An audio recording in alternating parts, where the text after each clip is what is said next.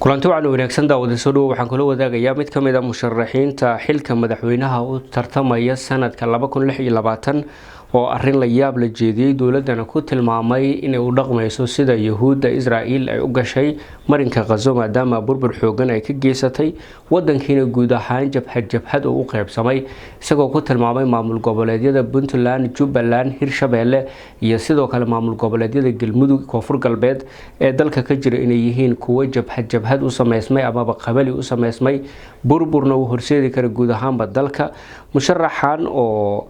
arrimo badan oo sira banaanka keenay ayaan kula wadaagi doonaa. Waxaa sidoo kale aan kula wadaagayaa wiil 16 sano jir ah oo weeraray mid kamid ah saldhigyada ku yaala wadanka Turkiga. wiilkan ayaana la sheegay inuu eedo tabanayo eedahaasi iyo waxa ay yihiin qorshaha weerarkaas argagaxa leh oo ku qaaday wiilkan wadanka Turkiga. wiilkan miyuu xiriir la leeyahay argagixisada PKK iyo YPG oo ka dagaalama iyaguna wadanka Turkiga ee Kurdishka ah kuwaasi oo ka soo horjeeda habmaamulka madaxweynaha wadanka Turkiga Rajab Tayyip Erdogan ayaan kula wadaagi doonaa. soo dhaw ugu horeyn janaalka subscribe saar, like saar, share garay gaarsii baraha bulshada. aynu ku bilownay Soomaaliya xilligan waxa ay wajahaysaa xaaladihii ugu adkaa ee dalka uu ku jiro iyadoo marxalada kala guur ah dalka uu wajahayo kaas oo ay barbar socdaan caqabadaha adag ee xilligan ay wajahayaan qaar kamid ah shacabka Soomaaliyeed ee ku sugan magaalada Muqdisho ee caasimadda dalka. dhibaatooyinka ugu weyn ee ay wajahayaan shacabka ayaa xilligan waxa ay tahay burburinta dawladda Xasan Sheekh Maxamuud ee ku qaaday qaybo kamid ah magaalada Muqdisho gaar ahaan guryaha halkaasi ku yaala oo ay sheegtay in qaarkood ay yihiin goobo dan guud ah oo dawladda federaalku iyadu ay si qaas ah u leedahay isla markaana go'aankeeda ay gaarayso.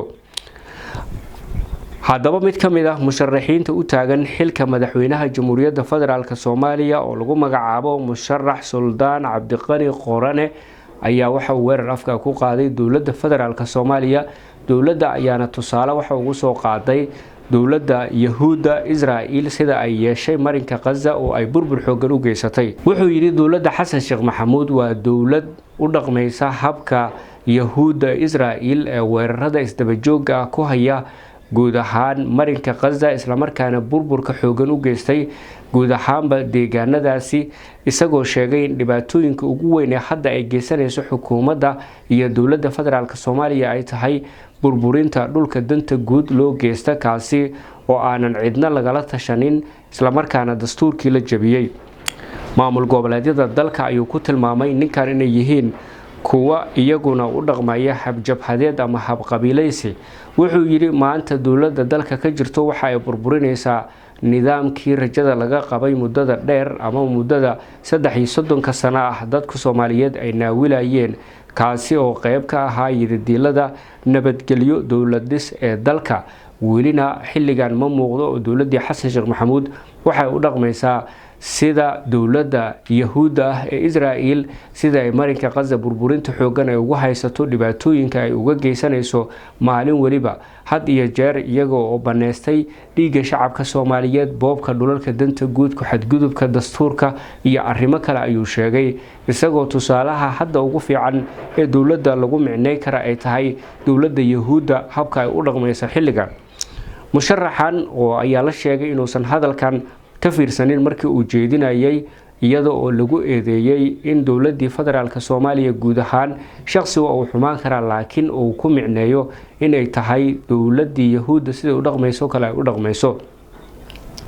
markii tusaale uu soo qaatay ama tusaalaha nool waxa uu soo qaatay maamul goboleedyada dalka ka jira waxa uu ku tilmaamay inay yihiin kuwa been abuur ah qabali ku salaysan qabali lagu soo dhisay dawladnimadii dalkana lagu burburinayo. tusaale wuxuu soo qaatay Puntland, Jubbaland, Hirshabelle, Koonfur Galbeed oo meel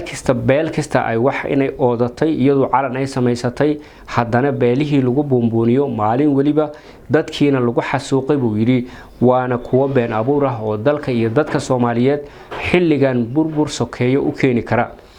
ninkan waxa uu ku sheegay waa kuwa maafiyada ah ee maamulada sheegta ee jooga dalkii ee dowladda inay qayb ka yihiin samaystay isla markaana calaamada gaarka ah surtay waa kuwa burburinaya buu yiri dowlad dhiska dalka kii madaxweynaha ahaa ee Muqdisho fadhiyayna maalin waliba waxa uu duulaan ku qaadaa dadkii rayidka ahaa ee aanan waxba galabsanin ee joogay guryahooda isaga oo dhibaateynaya kuna xadgudbaya sharaftooda iyo cirdigooda caruurtii ayuu xasuuqay gurihii ayuu burburiyay dadkii oo idil ayuu dhibaateeyay ayuu yiri musharax Suldaan Qorane ama Suldaan Cabdiqani Qorane ninkan lagu magacaabay ugu dambeyn waxa uu sheegay micnaha xilligan dalka inuu yahay mid qabali ku salaysan mid ku xadgudbay dastuurkii dalka iyo dadka Soomaaliyeed mid burburinaya guud ahaanba adduunka rajadii uu ka qabay dowlad dhiska dalka Soomaaliya suldaanku waxa uu shaaca ka qaaday in marnaba aanay suuragal lahayn in dowladda sidaas lagu sii fiirsado haddii ay sidaas ku sii dhaqantana ay noqonayso mid wadanka qarka tuurta isla markaana mustaqbalka ubadka Soomaaliyeed ee xilligan soo koraya ee mustaqbalka iyo dowlad dhiska u baahan meel xun ka tuuri karta waa sida uu hadalka u dhigay ninkan oo hadalka ku dheeraaday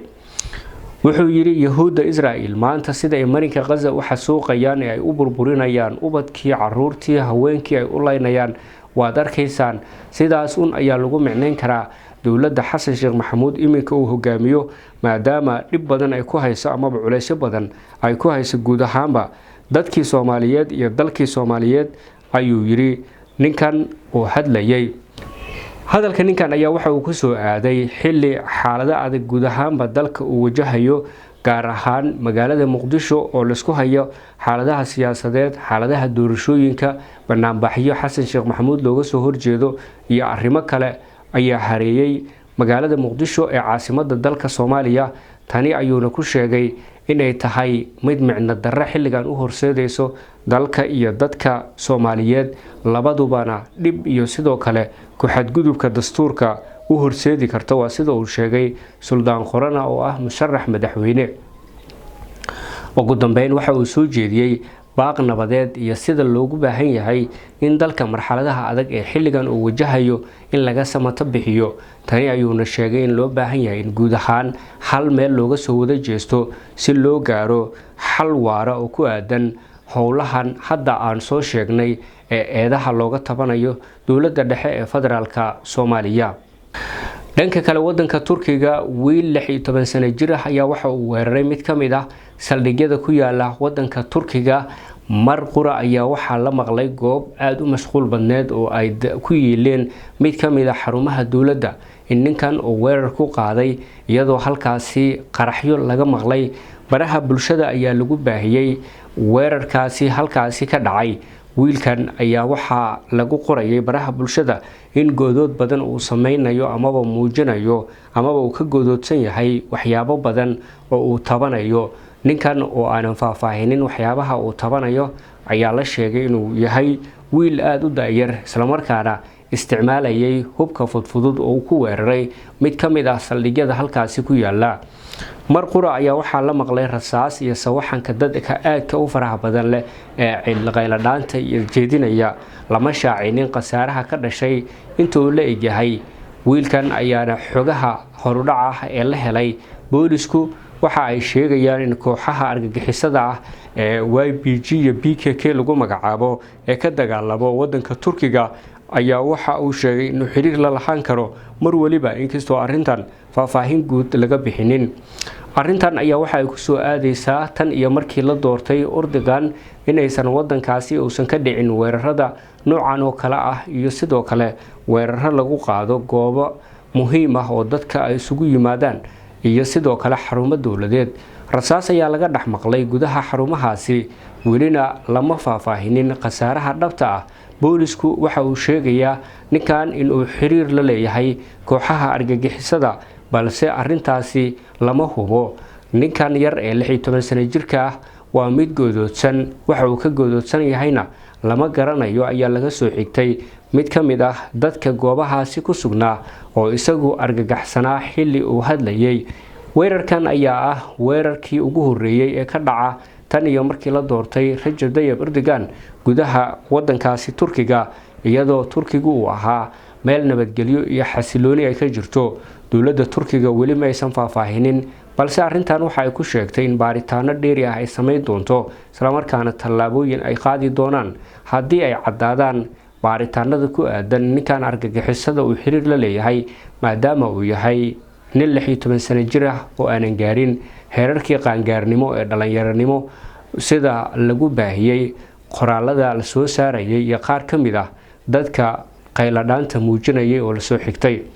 aad iyo ugu mahadsantihiin daawashada muuqaalkaasi. like saara, share gareeya, subscribe kana hanala dhaafina saaxiibayaal dhiirigelin ayuu noo yahay. waa ku mahadsantihiin daawashada muuqaalada halkan aan soo gelino.